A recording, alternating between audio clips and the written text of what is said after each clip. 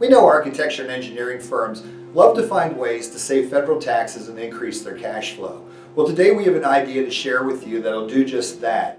In the weeks before Christmas of 2019, Congress reintroduced something called the Energy-Efficient Commercial Building Deduction, or more commonly known as Section 179D.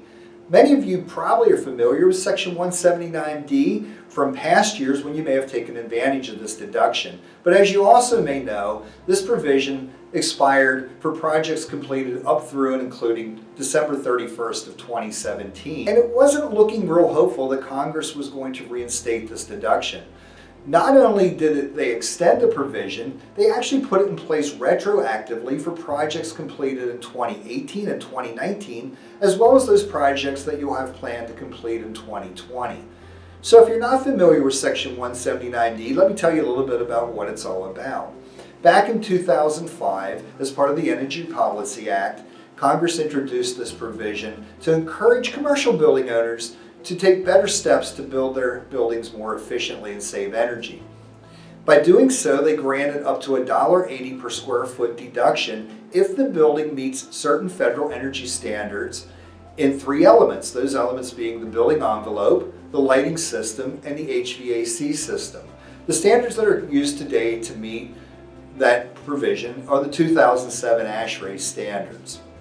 So for the commercial building owner, this is a great break. They can get a deduction of up to $1.80 square foot on their tax return in the year the building is put in service, rather than depreciating that similar cost over 39 years. So time value of money really works well for them, and they get some cash in pocket to help pay for that new building.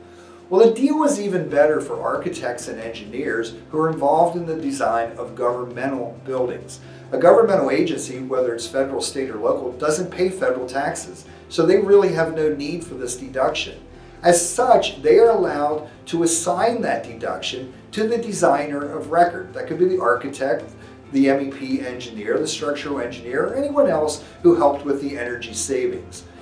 How does that work for the AE firm? Well, the first thing you have to do is get that governmental agency to allocate the deduction to you, and that's done through an allocation letter. Once you have that in place, you then commission an independent study to have the building reviewed to make sure that it certainly does meet those energy standards. Once they've certified that the building meets those standards, a report is issued. You give that report to your tax preparer and they take the deduction on your tax return. Now the good thing for the AE firm is you don't own the building, so you're not giving up the depreciation deduction that the commercial building owner is. You're purely picking up that deduction on your current tax return.